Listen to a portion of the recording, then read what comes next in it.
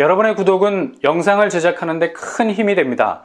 영상을 보시기 전에 구독과 좋아요 꼭 부탁드리겠습니다. 아울러 회원이 되시기를 원하시는 분들은 유튜브 채널 홈피 구독 옆에 있는 가입 버튼을 눌러주시기 바랍니다.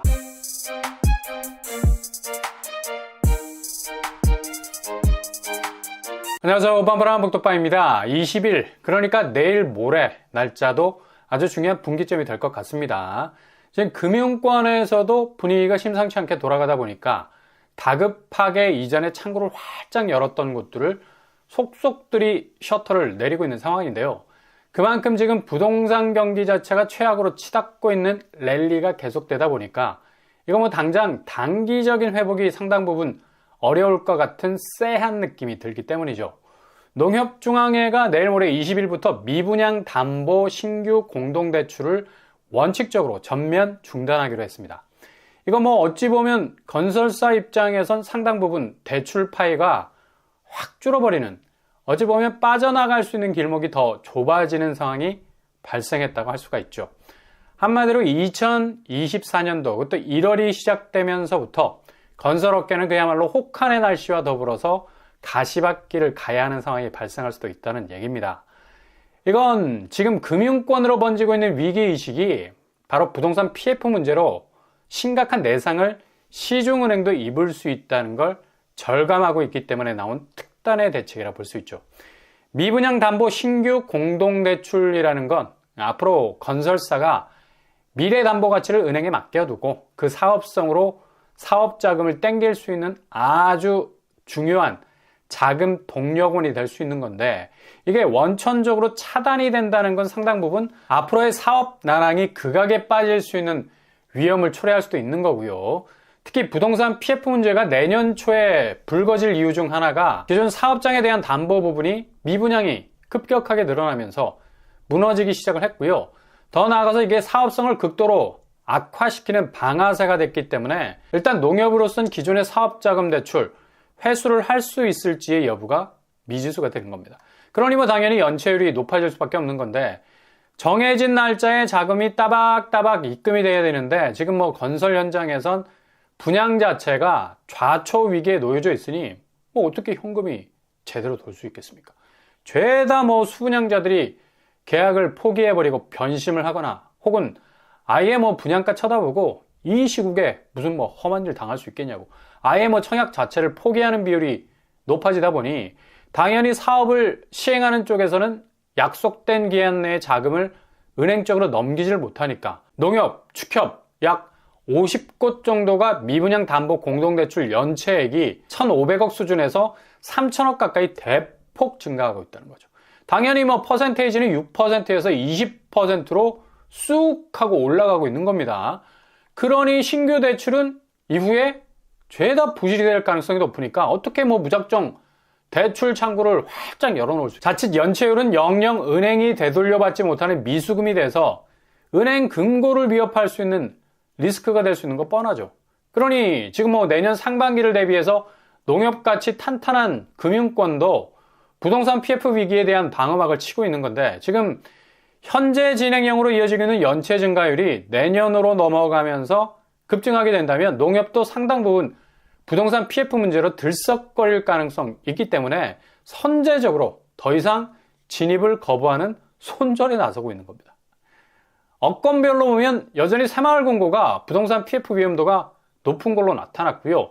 이번에 금융위원회와 금융감독원이 새마을금고 공동검사권 신설을 해서 연체율을 집중적으로 들여다보겠다는 협약까지 추진을 하고 있습니다. 그만큼 상황이 좋지 않다는 얘기죠. 당국에서 이렇게 현미경으로 들여다보겠다는 건 어디라도 분명 부실구멍이 생기게 된다면 이건 뭐 걷잡을 수 없다는 걸 분명히 알고 있기 때문이기도 하죠. 새마을금고 이외에도 상호금융권 연체율이 4%를 뚫어버리는 거의 뭐 3%가 넘는 증가세 보이고 있고요. 심각한 건 상호금융권에 돈을 빌린 대규모 사업장들이 줄줄이 사업성 악화 때문에 자금이 돌지 않아서 연체가 대거 반영이 되니 증가폭이 뭐 기하급수적으로 늘어나게 되는 거고요. 대체로 대출 잔액 파일 보면 은행 쪽 44조 원, 은행이 뭐 의외로 두텁게 PF 대출 잔액과 연관이 돼 있죠. 그리고 보험 쪽 43조 원 규모로 선두권을 질주하고 있습니다. 여신 상호금융 쪽도 무시 못할 PF 대출 잔액 증가 추세에 있는 걸 볼 수 있고요. 단적으로 부동산 PF 문제가 있는 게 아니라 지금 뭐 부동산 시장 자체가 거의 뭐 산산조각이 날 가능성이 높은 극악의 시장 분위기가 그동안 자금이 비정상적으로 몰려 있었던 PF 구조에 직격탄을 날릴 위험이 커졌기 때문에 이게 위험하다는 얘기죠. 특히 지금 경기권이 가장 위험한 집값 추이를 보이고 있는데요. 언론에 잘 등장하지는 않아서 그렇지 경기권은 거의 부동산이 박살이 날 지경입니다. 지난달까지만 해도 맹렬한 시세 견인차 역할을 했던 화성시, 특히 동탄이 상당히 어려운 상황으로 바뀐 걸 볼 수가 있어요. 동탄 아파트들이 뭐 맥을 못 추는 걸 볼 수가 있죠. 대체로 30% 가까이 근접한 수준으로 가격이 뚝뚝 떨어지고 있는데요. 상반기와는 완전히 다른 방향으로 가고 있는 거죠. 특히 남사업 일대의 반도체 클러스터 호재도 있고 GTX가 개통이 되는 교통거점 역할을 톡톡히 할 수도 있는 교통 호재도 있지만 이게 그냥 한순간의 분위기 자체가 완전히 하락장으로 넘어가면서 상당 부분 어려운 국면으로 가고 있는 겁니다. 특히 동탄은 1차 하락 시기에서도 상당히 타격을 받았던 곳이기도 하고요. 여기는 일단 갭2 수요도 많이 진입을 했던 곳이라서 뭔가 부동산 하락장이 대세로 굳어지기 시작하면 언제든 뭐 떠날 수 있는 미련 없는 신도시로 또 각인이 되어 있어서 부동산 하락장이라는 바람이 불면 뭐 그대로 갈대처럼 바람 따라 누울 수 있는 곳이기도 하죠. 그래서 유독 경기권에서 부동산 약세장의 흐름을 직접적으로 받는 곳이라 할 수 있겠습니다. 요새 뭐 동탄 쪽 분양에 많은 분들이 관심을 보이면서 이모저모 뭐 따져보기도 하는데 낙수 효과. 그러니까 반도체 클러스터가 조성되기까지는 상당 부분 오랜 시간이 걸릴 수 있어서 초기에 사업 마스터 플랜이 공개된 시점에서 뭐 집값이 탄력을 받고 올라갈 수 있겠으나 이렇게 하락장이 오랫동안 굳히기 형태로 내년으로까지 넘어가는 시점에선 산업 호재를 받을 곳은 아주 제한적인 부분으로 좁혀지게 된다는 얘기예요. 그래서 동탄이 흔들흔들 거릴 수밖에 없는 거예요. 지금 광교 역시도 지난 1차 하락장에서 보였던 약세 현상 고스란히 재현을 하고 있는 상황이죠. 여기 뭐 대장 아파트들도 기진맥진 상태입니다. 대체로 3억 이상 하락하는 곳들도 있고요. 동탄하고 아주 비슷하게 가고 있죠. 대부분 2억 이상 떨어지고 있는 걸 볼 수가 있어요. 광교도 수원에선 영통구 쪽 대장 단지들이 많은 곳이고 수원 쪽 부동산 시세를 끌어가고 있는 곳이기도 한데 이렇게 맥없이 무너지고 있는 걸 볼 수가 있는 겁니다. 이렇게 지금 경기권 아파트들 중에서 동탄과 광교는 상반기 반등이라는 신호를 가장 먼저 보냈던 곳이었고 상당 부분 실제로 가격대가 많이 전고점까지 치고 가는 양상을 보였는데 여지없이 연말을 지나 내년으로 이어지면서 집값 약세장의 영향을 뭐 정신없는 뺨따구로 맞고 있는 상황이 되고 있습니다. 이렇게 집값이 상당 부분 1차 하락장에서 살짝 오르려다가 다시 주저앉게 되면 이게 다시 상승 궤적으로 돌아가기에는 우주미화가 되기 십상인데 지금 뭐 집값 하락세가 전방위적으로 일어나고 있지만 특히 경기권 하락세는 아마 서울, 경기, 인천 중에서 가장 뚜렷한 하락세를 보일 것으로 예상이 됩니다. 일단 분양시장에선 뭐 거의 모든 단지가 부진의 늪에 빠져 있고요. 완판 소식도 몇 달 동안 무순위로 돌려서 선착순으로 마감을 해서 소금기를 탈탈 털어낸 곳들만 완판 프랜카드를 걸 수 있을 정도죠. 그 정도로 건설사들의 경기권 분양은 사업성이 엄청나게 훅 떨어져 있는 수준에 와 있습니다. 경기권 전체로 확대해봐도 뭐 그것도 단 일주일 거래로 끊어봐도 상황은 더욱 심각해졌다는 걸 알 수가 있죠. 안양시, 의왕시, 성남시 위주로 3억 이상으로 뚝뚝 떨어지고 있어요. 한국부동산에서 내놓은 자료를 봐도 수도권 집값이 12월 둘째 주 가장 큰 낙폭의 그래프를 보이고 있지 않습니까?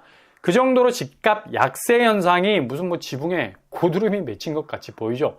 그냥 아래로 뾰족뾰족하게 이빨을 드러내고 있는데 이게 그냥 야수의 본성처럼 느껴지는 게 멈출 기미를 보이지 않고 그대로 질주 본능을 이어갈 것 같은 느낌적 느낌이 든다는 거예요. 아니 집값 하락할 때도 있는 거죠. 이거 다 사이클인데. 근데 이번에는 이게 멈출 기미가 보이지 않는다는 얘기입니다. 상당 부분 이런 집값 하락세를 잡아줄 만한 진정제가 마땅치가 않다는 얘기예요. 미국 연준이 지난주 금리 동결하면서 파월이 999 울어대는 비둘기 발언을 했다 해서 999인가? 마치 미국 기준금리가 다 내려간 것처럼 뭐 얘기하고 있는데 워낙 설레발이 심한 지나친 상상이고요. 미국 주식시장이 이것 때문에 뭐 뛰기 시작하자마자 뭐 다시 진화에 나서면서 자칫 시장이 과열되면 인플레 기미를 보일 것 같으니까 속다는 하지 말라는 경고도 동시에 내보내고 있는 것 같은데 이거 뭐 다 짜고 치는 고스톱 아니겠습니까? 파월이 괜시리 뭐 억지로 등 떠밀린 듯한 비둘기 발언 한 것 같은 느낌도 많이 들고요. 어차피 입으로 털어주는 데는 비용이 일치 안 드는 거니까 금리를 계속해서 긴축적으로 몰고 가는 것과는 별개의 문제가 될 수 있다는 얘기죠. 아무튼 한국 부동산 시장에는 그리 큰 호재가 되지 못할 거다. 이걸 내년 상반기 집값 상승세의 호재로 본다는 건 어불성설이죠. 이미 한국은행은 금리 상승분을 완전히 제거한 지 1년 가까이 되고 있는데 이건 그냥 금리 인하한 거나 마찬가지입니다. 미국과 2% 격차가 난다는 건 그만큼 금리를 올리지 않았던 거고 그대로 금리를 눌러놓은 건데 뭐 인하 효과를 본 것이나 마찬가지이기 때문에 미국 기준금리 변동성은 국내 금리에는 별 영향을 끼치지 못할 거다. 대신 한국이 직면하고 있는 경제 성장률, 생산성 자체가 계속 낮아질 수밖에 없는 하드웨어 구조죠. 벗어나기 힘듭니다. 그만큼 생산성이 낮다는 건 인구 비중이 계속해서 빈 과로가 된다는 건데 노동 투입 기업도가 현저하게 줄어버리기 때문에 당연히 뭐 경제 생산성은 낮아질 수밖에 없는 거고요. 한국은행은 이를 가리켜서 향후 한국 경제가 마이너스 성장률을 기록할 날이 머지않았다고 경고하고 있죠.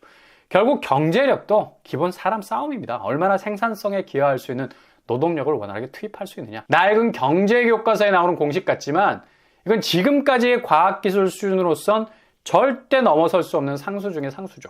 변하지 않는 경제 성장률을 지탱하는 기저의 힘입니다. 근데 한국 인구 구조가 급격하게 초승달 수준으로 얇아지고 당연히 노동 투입 기여도가 낮아진 경제 성장은 저공비행할 수밖에 없는 거고 내년부터 우리 인구가 확 줄어버리는 분기점을 맞이하게 되는데 누가 전투적으로 집을 사줄 수 있겠습니까?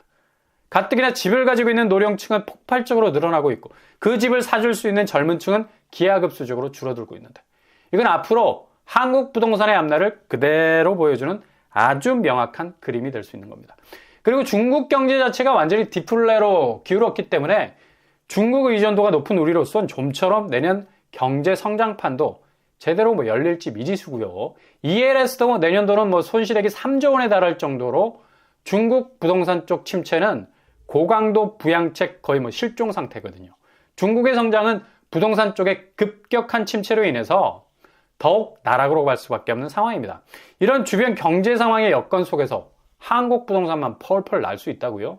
천만의 말씀, 만만의 콩떡이죠. 여지없이 내년 2024년도는 유례없는 집값 하락의 모습을 목격하게 될 거고요. 총선 이후에는 떨어지는 속도가 거의 2023년의 2배 정도에 달할 정도로 급격하게 진행이 될 것으로 보입니다. 그러니 섣불리 구축 매매 시장 진입 조금 더 인내를 가지시고요. 동시에 청약도 정말 선별적으로 하시되 지금 나오는 고분양가는 거의 뭐 실익이 없어진 상황이기 때문에 주변 시세 떡락하는 상황에선 조금 더 신중해질 필요가 있다는 얘기죠. 아무튼 내년도는 부동산 PF 문제와 연관된 건설사, 금융사 간의 우발 채무 문제가 상당 부분 불거질 것으로 보입니다.